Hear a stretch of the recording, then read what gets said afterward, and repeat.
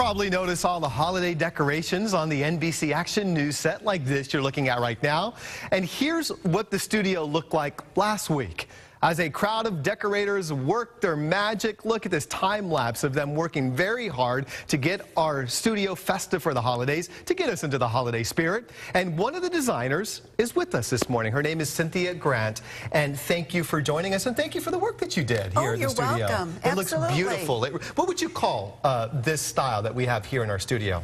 It is a cooperative effort of 7 different designers that brought in their own inventory, and they just pulled it together. And one of the inspirations was the colors on the tree. So you could use blue, you could use red, you could do anything to pull it together. And last year, I think we had like a blue theme, a blue and gold kind of theme. So this year, it looks very traditional, which you would typically see, and it looks great. So we do appreciate that.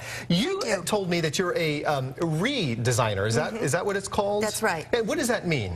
That means that I take the furniture and accessories that people already own. So they don't go out and buy new things? I prefer they don't. You know, it's a form of going green. So really, by rearranging furniture and accessories from different rooms or pulling them together in a different way, people will get renewed value to items that they already own without having to spend money on new things. Yeah, like when you put something in a different place, it may completely change the outlook of your living room or the look of your dining room. Well, what are some of the common mistakes that people do when they're designing their living room and dining rooms? Oh, you know, one of the things that I encourage people to do is to celebrate their style in their home. So not one rule applies to everybody.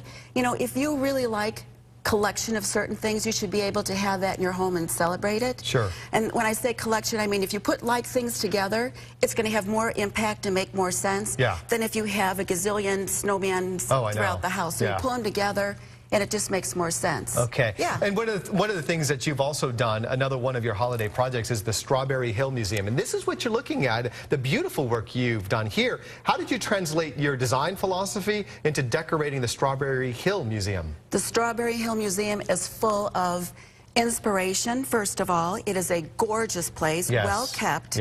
And just going in there, I found inspiration. And one of the things that I did when I decorated is I did layering. I picked a color. This year I picked green because of going green. And I just did variations of green and just layered it. And it's beautiful. Well, thank you. And the holidays are a great time to be a little bit over the top, if you will, because you can do that. Well, this work here, you did a fantastic job, and you can take a look at the Strawberry Hill Museum. Part of this was decorated by Cynthia Grant. It is open now through January 29th. The location is right there on your screen, as well as the phone number. If you get a chance, check it out. Cynthia, thank you for all your work. Absolutely. We do appreciate it.